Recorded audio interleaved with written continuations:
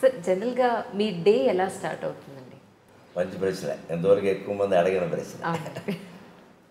5:30కి లేస్తాను, 5:20కి లేస్తాను. ఎందుకంటే 10:20కి పడుకుంటాను సరిగ్గా. 7 గంటల లెక్క. ఓకే. మధ్యాహ్నం గంట లెక్క. మధ్యాహ్నం 1:30, 2:30. అందులో సాధారణంగా తేడా ఉండదు. 10 నిమిషాలు అటు ఇటు ఉండొచ్చు, కానీ తేడా ఉండదు అసలు. ఆ గంట సేపు మధ్యాహ్నం, రాత్రి 7 గంటలు, 10:20, 5:20. సరే 6:30 వరకు కాలకృత్యాలు, స్నానపానాలు సరిపోతే ఏమీ కాఫీ టీలు కానీ ఏమీ పుచ్చుకోవడం ఉండదు. 6:30కి టీవీలో వచ్చే నా కార్యక్రమం వీలైతే నేనే చూస్తాను ఇంట్లో ఉంటే. ఎందుకంటే మనం శ్రోతగా వినడం వేరు, చెప్పడం వేరు. ఇప్పుడు ఎక్కడెక్కడ శ్రోతలు ఇబ్బంది పడతారో, సాగదీసాం అనుకుంటారో, లేదా చెప్పలేదు అనుకుంటారో, ఇంకా చెప్పాల్సింది అనుకుంటారో, అవన్నీ మనకు తెలుస్తాయి. అందువల్ల వీలైతే చూస్తాం. లేకపోతే వేరే ఊళ్ళో ఉంటే ఇంక మళ్ళీ ఏదో యూట్యూబ్ చూడడం, లేకపోతే ఏదో స్మార్ట్ ఫోన్ పెట్టుకోవడం, ఇవన్నీ అసలు మనకు లేవు. ఇంకా ఏదో హోటల్లోనే ఎక్కడ ఉంటే టీవీలు కుదరదు. ఎవరింట్లో ఉన్నా పొద్దునే వెళ్ళి టీవీ పెట్టమని చూస్తే అక్కడి నుంచి వాళ్ళు కాఫీ పట్టుకొస్తారు, అక్కడి నుంచి పత్రిక వస్తుంది, ఇంకేమన్నీ కుదరవు. ఏదో వారంలో 1-2 రోజులు కుదిరి చూస్తాను, లేకపోతే వెంటనే నా జపానికి నేను వెళ్ళిపోతాను. సరే సహజంగా మనకి కులాచారం ప్రకారం వచ్చిన సంధ్యావందనం ఉంది, అది గాయత్రి జపం. అది అయిపోయాక 8 వరకు పూర్తిగా నా జపదపాలు, పారాయణలు ఉంటాయి. నాకు పొద్దున్న సంధ్యావందనం తర్వాత నేను చేసేది ప్రత్యేకమైన జపం ఏం లేదు, గాయత్రి జపం ఒకటే. తర్వాత ఎక్కువ పారాయణ చేస్తాను. అంటే పారాయణ అంటే మళ్ళీ ఒకటే రోజు విష్ణు సహస్రం, రోజు లలిత సహస్రం ఇలా నియమంగా చదవడం కాదు, గ్రంథ పఠనం అనాలి దాన్ని, పారాయణ అనడానికి లేదు. గంటలో 6 పుస్తకాలు చదువుతాను.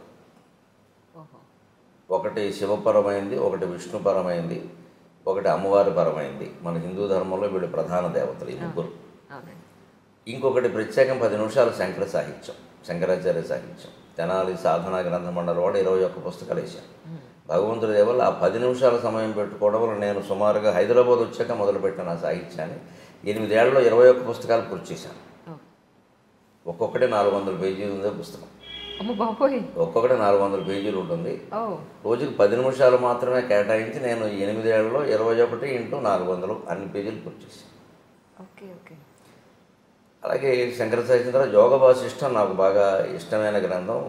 నాకు పూర్తి నిశ్చింతైన జీవితాన్ని ప్రసాదించిన గ్రంథం. నిజంగా వాల్మీకి మహర్షికి, వశిష్ఠ మహర్షికి నేను రుణపడి ఉన్నాను. నిజంగా దాన్ని రచించింది వాల్మీకి, చెప్పింది వశిష్ఠుడు.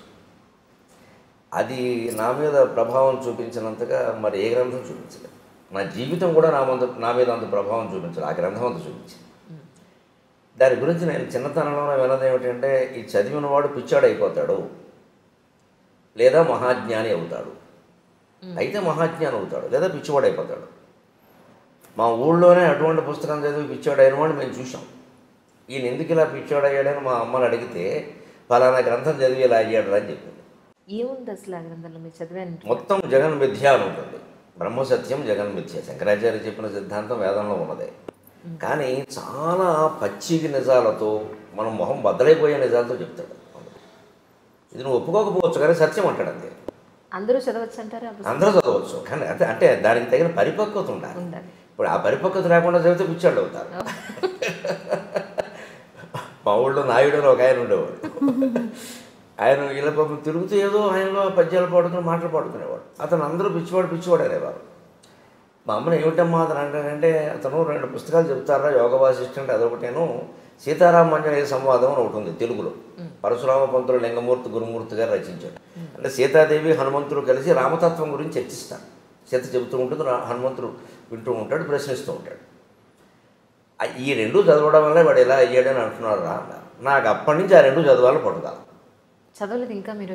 2 ఎప్పుడు 2 చదివాను, అయినా కాలేదు. అదేంటున్నాను మరి, అయ్యారో లేదా ఆవిడ చెప్పాలి. ఇప్పుడు నేను కాలేదని నాకు లేదండి, మీరు పిచ్చాడనంటే నేను చేయగలిగిందండి. ఆవిడ చెప్పిందే నిజం. మన గురించి మనం ఏమనుకుంటాం అన్నదానికంటే ఎదుటి వాళ్ళు ఏమనుకుంటారు. పోనీ ఎదుటి వాళ్ళు అంటే ఇప్పుడు మీ పోటుగాడు ఎప్పుడో పరిచయం అవుతారు. ఆవిడ ఇచ్చి కాపురం చేస్తుంది. లేదంటే నేను ఖాయంగా పిచ్చివాడని ఆవిడంటే మాట్లాడడానికి వెళ్ళలేదు నేను. అదే నిజం, కానీ కాలేదు. ఏమంటారమ్మా మీరు? సార్ మీ మీదే వదిలేరు. ఆవిడ ఏమంటుందో నాకు తెలియదు, కానీ నేను ఎలాంటప్పుడు జోక్ వేస్తాను సహజంగా. నన్ను పిచ్చాడని ఆవిడ అందనుకోండి, కాకపోతే నేను ఎందుకు చేసుకుంటాను అయిపోయా. కాబట్టి నిన్ను చేసుకున్నారు, మంచివాడు అయితే నిన్ను ఎందుకు చేసుకుంటారు, ఇంకేముంది గొడవ లేదు అంతే. అది ఆ ప్రభావం అలా ఉంటే నాకు అప్పటి నుంచి చదవాలని పట్టుదల. ఈ సీతారామాంజనేయ సంవాదం అనేది నేను అప్పుడే చదివా, 18 ఏళ్ళ వయసులోనే చదివా, తెప్పించుకుని చదివా, ఏం కాలేదు. కానీ గొప్ప సందిగ్ధావస్థలో పడింది మనసు. ఏదో అపూర్వమైన సత్యం ఉంది, మన స్థాయికి మనకు అర్థం కావట్లేదు జగత్తు గురించి, అదే మనం ఇంకా చదవాలి. ఈ అండంలో ఏమైందంటే మనస్సు హేతుబద్ధత లేనిది మనం అంగీకరించొద్దు అనే నియమానికి వచ్చేసింది, ఆ ఆలోచనకు వచ్చేసింది. అందుకే 18 ఏళ్ల ప్రాయంలో నేను నాస్తిక్ గ్రంథాలు, కమ్యూనిస్ట్ గ్రంథాలు కూడా చదివాను. క్యాపిటల్ చదివాను, రంగనాయకం గారి పుస్తకాలు చదివాను, శ్రీశ్రీ రచనలు చదివాను, చలం పుస్తకాలు చదివాను, విస్తృతంగా చదివాను. ఇంకా చదవడం అంటే అప్పటికి ఇప్పటికీ ఒకటే అలవాటు, పట్టుకోవడం. ఇంకా అయితే అప్పటికి ఇప్పటి తేడా ఏంటంటే అప్పుడు ఒక పుస్తకం పట్టుకుంటే అదే చదువుతూ ఉండేవాడిని. ఇప్పుడు అలా కాకుండా నా మనస్సు నేను నిగ్రహించుకుని ఏ పుస్తకం అరగంట మించి చదవను, నా ప్రణాళిక నాకు. అక్కడ మనస్సు ఆపుకుని అది ఎంత రసవత్తరంగా ఉన్నా సరే అక్కడ ఆపు, లేదా ఎంత విసుగొస్తున్నా సరే అది చదవాలి అనుకుంటే చదవాల్సిందే, విసుగు వచ్చినా సరే. అది ఎంత రసవత్తరంగా ఉన్నా ఆపేయాలంటే ఆపేయాల్సిందే. మన మనస్సు మీద మనకు నియంత్రణ లేకపోతే ప్రపంచంలో ఏం చేయాలి, వీళ్ళ ప్రపంచంలో అనేక సంక్షోభాలకు అదే కారణం. వ్యక్తి జీవితం పాడవడానికి కానీ మొత్తం ప్రపంచ యుద్ధాలకైనా మనస్సు మీద నియంత్రణ లేకపోవడమే కారణం.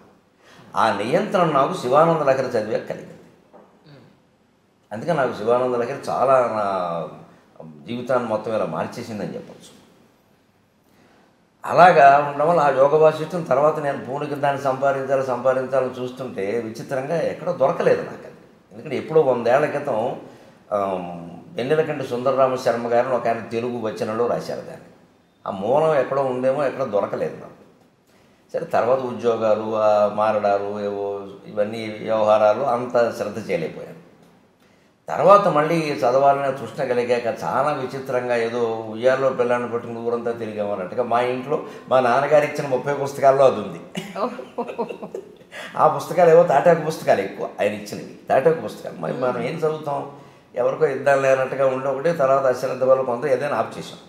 సరే ఆయన వేద మా నాన్నగారు వేద పండితుడు, అవధాని, వేదంలో అవధాని అంటారు. వేద సంబంధమైన పుస్తకాలు మనకెందుకు వచ్చి మనం ఏమైనా చదవలేదు, ఏదో తప్పు స్వరంతో చదివితే లేనిపోని ఇబ్బందులని అలాంటి పెట్టారు. అనుకోకుండా ఉన్న ఆ పుస్తకాల్లో ఇంచుమించు ఒడిగిపోతూ పుస్తకం పేజీ ముట్టుకుంటే చినిగిపోయేలా ఈ పుస్తకం దొరికింది.